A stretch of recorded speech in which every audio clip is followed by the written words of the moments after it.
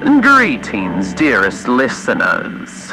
This is Alastor of New Orleans' own WWL, coming to you live on 1220 glorious kilohertz. We at the station want to wish you a very happy Halloween. And as a treat for this terror-filled night, where witches and ghoulies walk the earth, I will read to you American poet Edgar Allan Poe's spine-tingling poem, The Raven. It's a story about lost love, paranoia, and madness.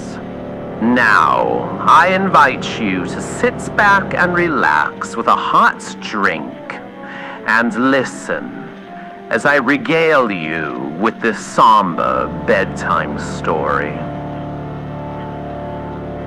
Once upon a midnight dreary, while I pondered, weak and weary, over many a quaint and curious volumes of forgotten lore, while I nodded, nearly napping, suddenly there came a tapping, as of someone gently rapping at my chamber door. "'Tis some visitor," I muttered, tapping at my chamber door. Only this, and nothing more. Distinctly I remember, it was in the bleak December, and each separate dying ember wrought its ghost upon the floor. Eagerly I wished the morrow, vainly I had sought to borrow from my book surcease of sorrow.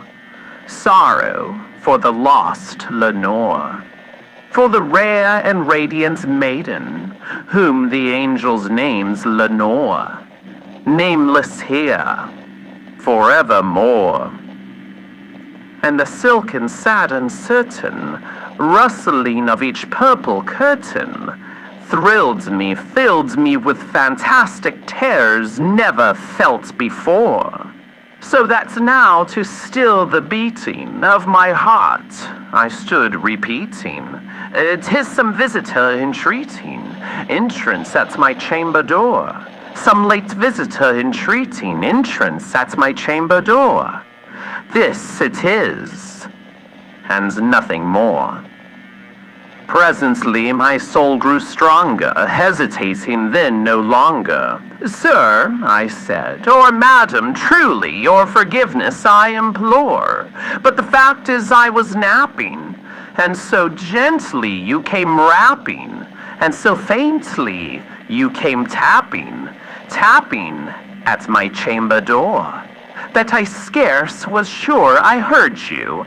Here I opened wide the door. Darkness there, and nothing more. Deep into that darkness peering, long I stood there, wondering, fearing, doubting, dreaming dreams no mortals ever dared to dream before. But the silence was unbroken, and the stillness gave no token, and the only word there spoken was the whispered words, "Lenore." This I whispered, and an echo murmured back the word, "Lenore." Merely this, and nothing more. Back into the chamber turning, all my soul within me burning. Soon again, I heard a tapping, somewhat louder than before. "Surely," said I, "surely that is something at my window lattice. Let me see then where thereat is, and this mystery explore. Let my heart be still a moment, and this mystery explore. 'Tis the wind, and nothing more." Open here I flung the shutter, when, with many a flit and flutter, in there stepped a stately raven of the saintly days of yore. Not the least obeisance made he, not a minute stopped or stayed he, but with mien of lord or lady, perched above my chamber door, perched upon a bust of Pallas, just above my chamber door, perched and sat, and nothing more. Then this ebony bird's beguiling my sad fancy into smiling by the grave and stern decorum of the countenance it wore. Though thy crest be shorn and shaven, thou, I said, art sure no craven, ghastly grim and ancient raven, wandering from the nightly shore. Tell me what thy lordly name is on the night's Plutonian shore. Quoth the raven, Nevermore. Much I marveled this ungainly fowl to hear discourse so plainly, though its answer little meaning, little relevancy bore. For we cannot help agreeing that no living human being ever yet was blessed with seeing bird above his chamber door, bird or beast upon the sculptured bust above his chamber door, with such a name as Nevermore. But the raven, sitting lonely on the placid bust, spoke only that one word, as if his soul in that one word he did outpour. Nothing further than he uttered, not a feather then he fluttered, till I scarcely more than muttered, Other friends have flown before, on the morrow he will leave me, as my hopes have flown before. Then the bird said, Nevermore. Startled at the stillness broken by reply so aptly spoken, doubtless, said I, what it utters is its only stock and store, caught from some unhappy master, whom unmerciful disaster followed fast and followed faster, till his songs one burden bore, till the dirges of his hope that melancholy burden bore of nevermore.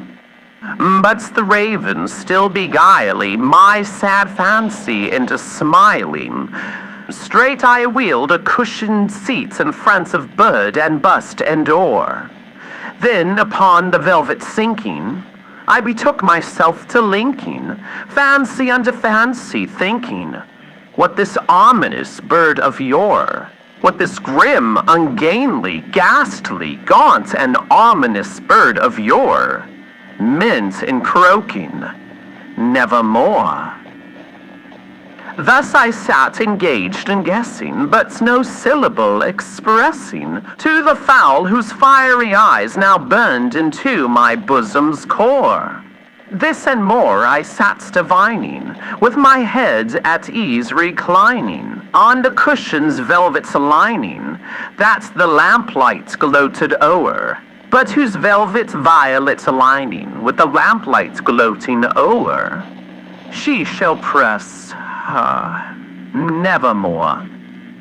Then, methought, the air grew denser, perfumes from an unseen censer, swung by seraphim, whose footfalls tinkled on the tufted floor. Wretch, I cried, thy God hath lent thee, by these angels he hath sent thee, respite, and nepenthe from thy memories of Lenore. Quaff, oh quaff, this kind's nepenthe, and forget this lost Lenore. Quoth the raven, Nevermore. Prophet, said I, thing of evil, prophet still, if bird or devil, whether tempter sent or whether tempest tossed thee here ashore, desolate yet all undaunted, on this desert land enchanted, on this home by horror haunted, tell me truly, I implore, is there balm in Gilead? Tell me, I implore. Quoth the raven, Nevermore. Prophet, said I, thing of evil, prophet still, if bird or devil, by the heaven that bends above us, by that God we both adore. Tell this soul with sorrow laden, if within the distant Aden it shall clasp a sainted maiden, who the angels name Lenore. Clasp a rare and radiant maiden, whom the angels name Lenore. Quoth the raven, nevermore. Be that word our sign in parting, bird or fiend, I shrieked, upstarting, gets thee back into the tempest and the night's Plutonian shore. Leave no black plume as a token of that lie that thou soul hath spoken. Leave my loneliness unbroken. Quit the bust above my door. Take thy beak from out my heart, and take thy form from off my door. Quoth the raven, nevermore. And the raven, never flitting, still is sitting on the pallid bust of Pallas, just above my chamber door. And his eyes have all the seeming of a demon's that is dreaming, and the lamplight o'er him streaming throws his shadow on the floor. And my soul from out that shadow lies there floating on the floor, shall be lifted nevermore. Wasn't that a delightfully twisted composition on this night of mischief and mystery? May you have a jolly Halloween, my friends. Before I leave you, here is a verselet. May the witch that's in your town look you up and chase you rounds with the spooks and bats and owls unseen. Here's luck to you this Halloween. Do be cautious out there, folks. Remember, the mutilator is still at large.